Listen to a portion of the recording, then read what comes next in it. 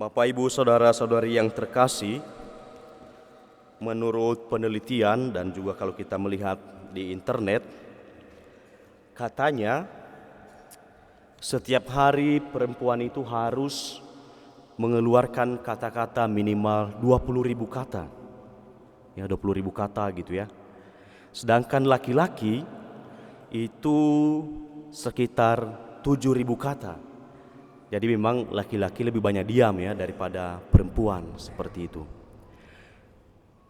Makanya kalau bapak-bapak pulang kerja lalu ibu ngomel-ngomel, anggap saja karena dia sedang menghabiskan kata-kata yang belum dia ucapkan ketika masih di rumah, seperti itu ya. Bapak, Ibu, saudara-saudara yang terkasih, sebetulnya kita bersyukur bahwa kesaksian para murid, orang-orang yang mengikuti Yesus, justru bukan para rasul yang pertama kali menemukan bahwa Yesus sudah bangkit. Justru yang menemukan pertama kali adalah perempuan-perempuan yang ada bersama Yesus. Ini kalau kita baca dalam kitab suci, sejak kemarin malam sangat terlihat bahwa justru perempuan-perempuanlah yang pertama kali datang ke kubur Yesus, dan juga hari ini yang datang pertama kali juga ke kubur Yesus adalah perempuan. Kita bersyukur bahwa perempuan cukup reaktif ya. Jadi tidak perlu suami merasa capek kalau ada istrinya yang reaktif, karena memang dari dulu seperti itu. Tetapi kita bersyukur bahwa karena mereka reaktif dan banyak bicara, sehingga cerita tentang kebangkitan Yesus justru dimulai oleh perempuan. Jadi kalau laki-laki merasa hebat, jangan hebat dulu, karena kisah tentang kebangkitan justru dari para perempuan, dari ibu-ibu, seperti itu ya.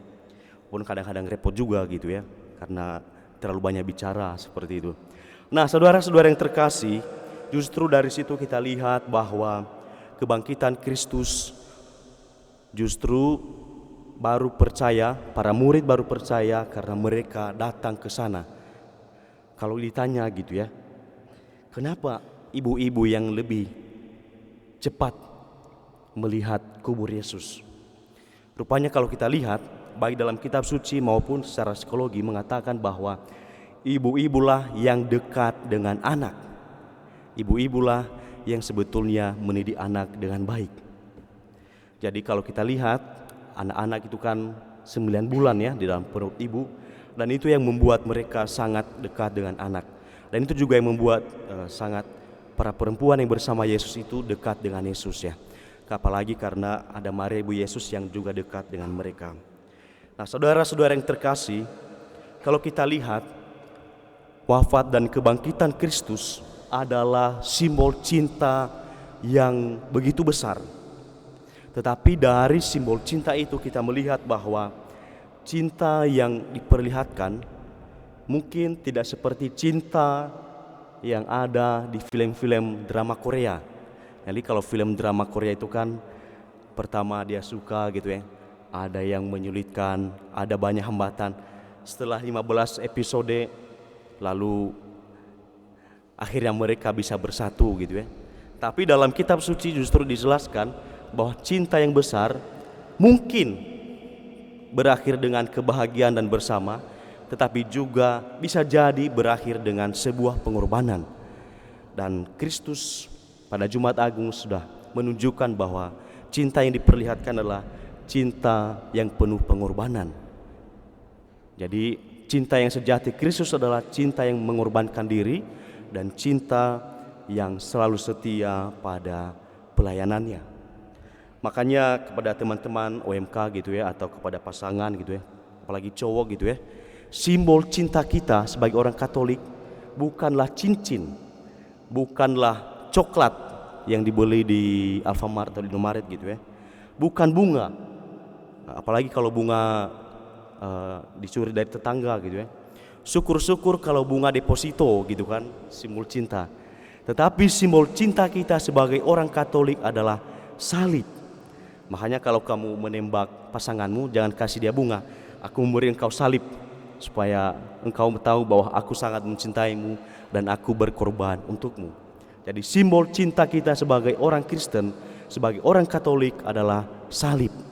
Jadi melalui salib itu kita bisa mencintai dengan penuh pengorbanan. Kita mencintai dengan setulus hati dan bahkan mengorbankan diri seperti Yesus. Saudara-saudara yang terkasih, kita tahu bahwa kehadiran Kristus mungkin di dalam bacaan hari ini sangat membingungkan para murid. Karena bagaimana mungkin Yesus bisa hilang dari kuburnya. Dan kita lihat bahwa justru pertama para murid perempuan yang pertama datang, lalu juga Petrus yang akhirnya juga ikut bersama mereka. Memang kalau kita lihat di dalam kisah Trihari Suci, sebetulnya dijelaskan bahwa Petrus sebetulnya salah satu yang mengkhianati Yesus. Yudas mengkhianati dengan menjualnya, lalu Petrus mengatakan bahwa tidak mengenal Yesus karena takut dihukum juga seperti itu. Tetapi pada hari ini kita tahu bahwa Petruslah yang kedua setelah para perempuan itu datang ke kubur Yesus dan cepat-cepat. Artinya mungkin kadang-kadang kita juga dalam hidup sehari-hari masih ada keraguan-raguan di dalam hidup kita, masih ada keraguan-raguan di dalam iman kita gitu ya. Tetapi kita lihat bahwa kita belajar sama Petrus, meskipun dia ragu, tetapi dia akhirnya menjadi orang yang merelakan dirinya. Jadi kalau kita kembali ke perayaan sebelumnya, ada perbedaan nasib antara Yudas dan Petrus. Yudas mengkhianati Yesus, menyesal, putus asa, lalu dia menggantung diri. Tetapi Petrus mengkhianati Yesus, menyesal, lalu dia bangkit di dalam kehidupannya, lalu menjadi rasul yang mengorbankan diri. Maka kita memilih yang mana di dalam hidup beriman?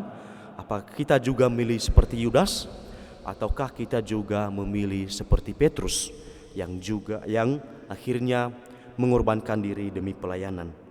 Saudara-saudara yang terkasih, tentunya kalau para murid pada saat itu bingung karena belum mengerti, belum paham tentang kitab suci. Seperti yang dikatakan oleh Injil Yohanes tadi, di akhir kalimat Injil, mereka bingung karena belum membaca kitab suci. Kalau pertanyaannya kepada kita saat ini, kita kan sudah belajar kitab suci ya. Kalaupun tidak membaca di rumah gitu ya, syukur kalau membaca di rumah gitu ya. Karena katanya bedanya orang Protestan dengan orang Katolik itu, kalau orang Protestan kitab sucinya itu sampai sobek-sobek karena membaca gitu ya. Kalau orang Katolik kitab sucinya bersih seperti hatinya bersih gitu ya. Bahkan plastiknya pun juga belum dibuka gitu ya. Yang ada puji syukur.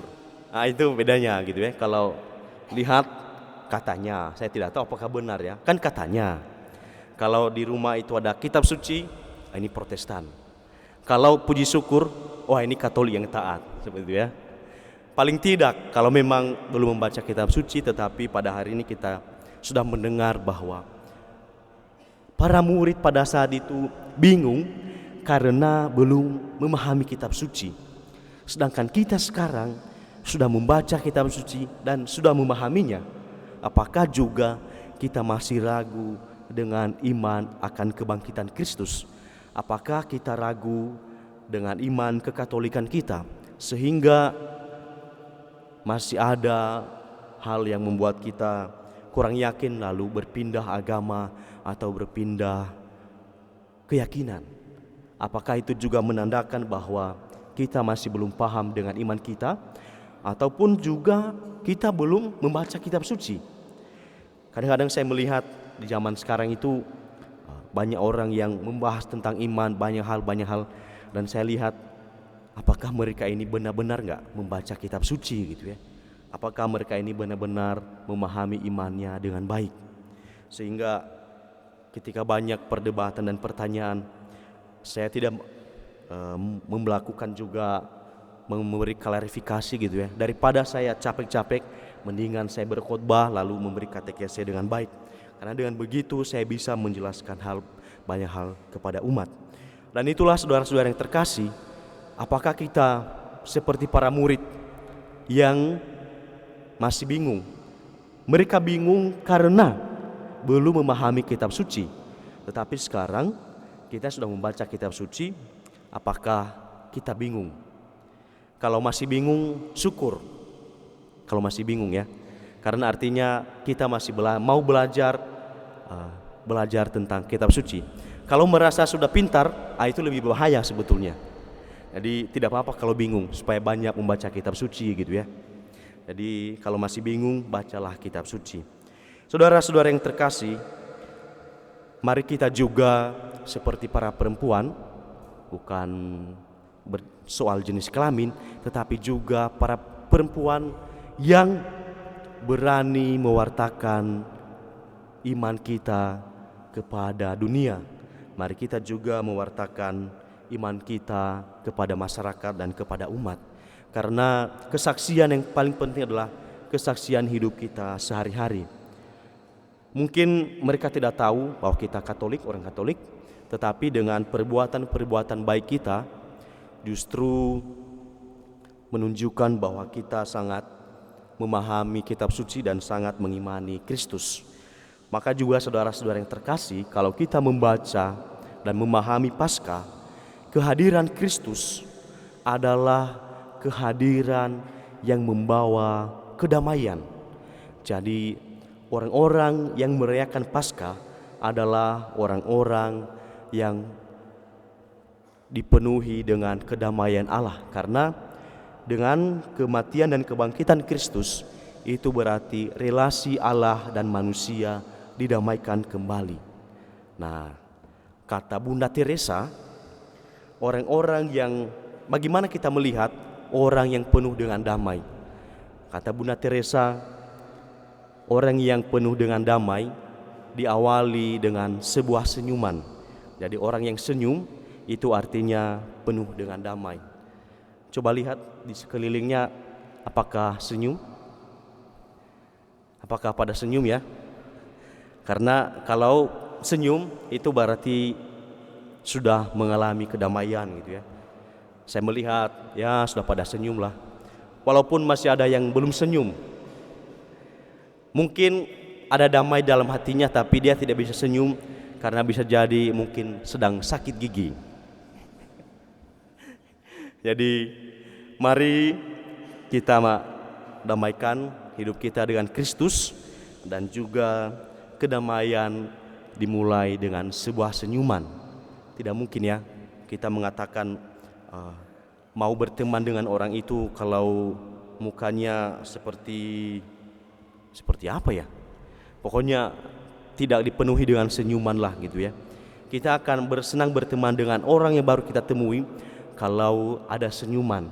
Dan senyuman itu adalah simbol dari sebuah kedamaian.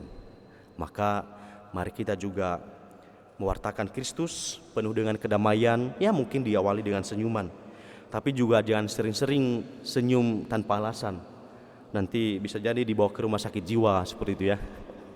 Jadi paling tidak senyuman itu adalah simbol dari sebuah kedamaian. Maka mari kita juga melalui Paskah, Allah sudah memperdamaikan relasi kita dengan Allah, dan relasi yang damai itu diawali dengan senyuman. Amin.